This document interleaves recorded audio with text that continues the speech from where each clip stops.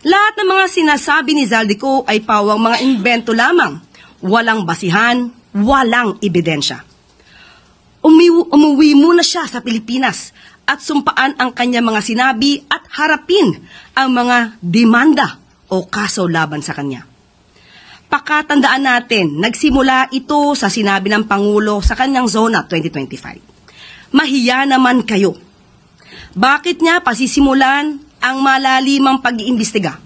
Mag-establish ng ICI, Independent Commission to investigate the anomalous flood control projects and other infrastructure kung ang Pangulo ay may kinalaman dito.